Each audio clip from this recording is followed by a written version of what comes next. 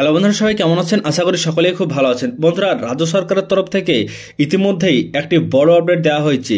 রাজ্যের যারা কৃষক রয়েছেন তাদের জন্য ইতিমধ্যে একটি দারুণ খুশির খবর। প্রত্যেকের ব্যাংকের অ্যাকাউন্টে পৌঁছতে চলেছে 5,000 টাকা, 2,000 টাকা করে। ইতিমধ্যেই কিন্তু সে আপডেট দেওয়া হয়েছে। আপনারা কারা কারা পাবেন বা কীভাবে পাবেন সম্পূর্ণ বিস্তারিত জেনে নিন আজকের ভিডিও থেকে। এবং যদি আপনি একজন কৃষক হয়ে থাকেন, অত্যন্ত গুরুত্বপূর্ণ আপনার জন্য ভিডিওটি প্রথম থেকে শেষ পর্যন্ত দেখবেন, তাহলে সমস্ত বিষয় কিন্তু আপনারা জানতে পারবেন, বুঝতে পারবেন। আপনাদেরকে সমস্ত আপডেট জানানোর চেষ্টা করবো আজকের ভিডিওটির মাধ্যমে। ভিডিওটিকে প্রথম থেকে শেষ পর্যন্ত অবশ্যই দেখুন। তো দেখুন বন্ধুরা, এখানে বলা হয়েছে খরিফ মরশুমের শেষে ক্ষতিপূরণ 11 লক্ষ কৃষককে 102 কোটি টাকা। তো রাজ্য পরিবর্তনের পর থেকে অর্থাৎ 2011 সাল থেকেই মুখ্যমন্ত্রী মমতা বন্দ্যোপাধ্যায় বাংলার কৃষকদের আয় বৃদ্ধির লক্ষ্যে যেমন কৃষক বন্ধু প্রকল্প চালু করেছেন, তেমনি তাদের প্রাকৃতিক দুর্যোগজনিত কারণে শস্যের ক্ষতির মুখ থেকে রেহাই দিতে চালু করেছেন বাংলা শস্য বীমা যোজনা। তো এখানে আজকে বাংলা শস্য বীমা যোজনাটা নিয়ে কথা বলবো। তো 2019 সালে চালু করা মুখ্যমন্ত্রীর এই প্রকল্প যেমন দেশেরই একাধিক রাজ্যের কাছে কার্যত মডেল প্রকল্প হয়ে উঠেছে, তেমনি এই প্রকল্পের মাধ্যমে 2023 সাল পর্যন্ত বাংলার 85 লক্ষ কৃষককে 2,400 কোটি টাকার ক্ষতিপূরণ নিশ্চিত করেছে মমতা বন্দ্যোপাধ্যায়ের সরকার।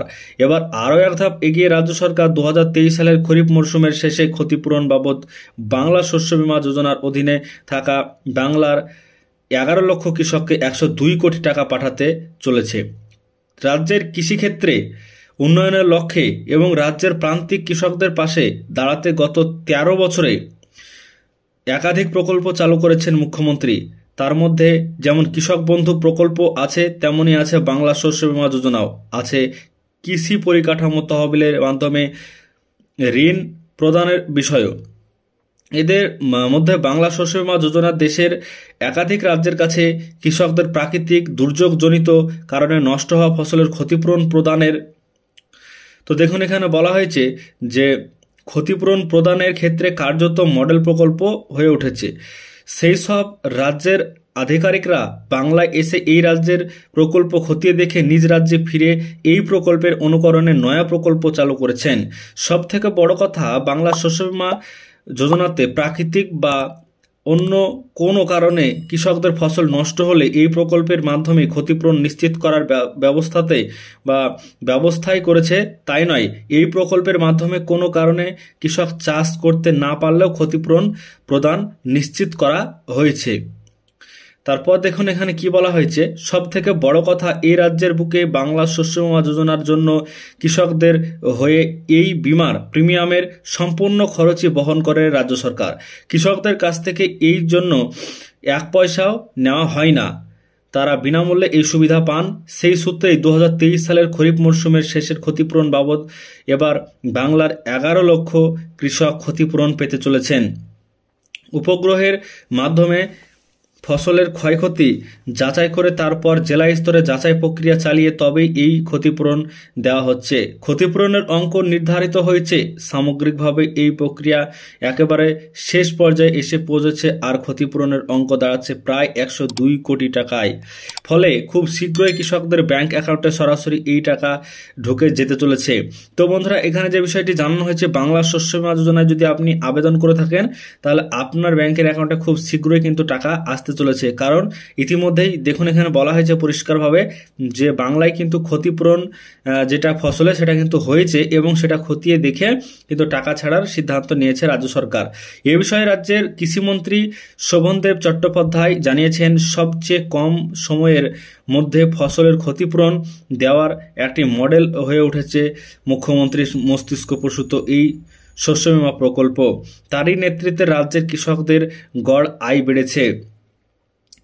এছাড়াও দেখুন এখানে কি বলা হয়েছে, এখানে আরও বিস্তারিত জানানো হয়েছে। বলা হয়েছে আয় বেড়েছে 3 গুণ। বাংলা শস্য বীমার মতো প্রকল্পের জন্য কৃষকদের আর বিপাকে পড়তে হয় না। খরিফ মরশুমের শেষের ক্ষতিপূরণ শীঘ্রই তাদের ব্যাংক অ্যাকাউন্টে পাঠানো নিয়ে এবারও কাজ জোর কদমে চলছে। তো দেখুন এখানে বলা হয়েছে খরিফ মরশুমের জন্য যারা অ্যাপ্লিকেশন জমা করেছিলেন তারা কিন্তু খুব শীঘ্রই টাকা পেতে চলেছেন। কাজ কিন্তু জোর কদমে চলছে রাজ্য সরকারের। 2023 সালের 17 অক্টোবর 2,46,000 কৃষককে বাংলা শস্য বীমার অধীনে 200 কোটি টাকার ও বেশি ক্ষতিপূরণ প্রদান নিশ্চিত করেছিলেন মুখ্যমন্ত্রী।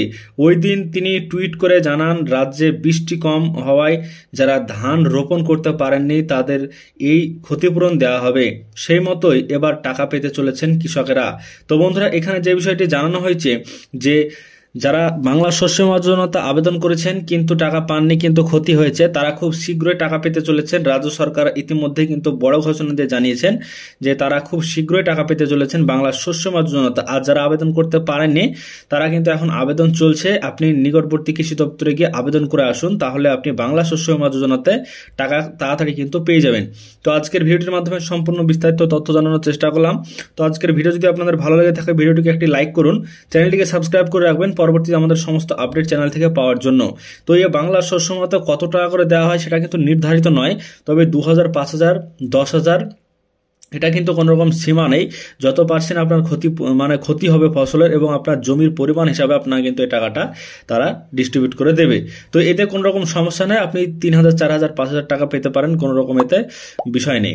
তো আজকের ভিডিওর মাধ্যমে সম্পূর্ণ বিস্তারিত তথ্য জানানোর চেষ্টা করলাম। ভিডিওকে ভালো লাগলে লাইক করবেন, চ্যানেলটিকে সাবস্ক্রাইব করবেন পরবর্তীতে আপডেট পাওয়ার জন্য।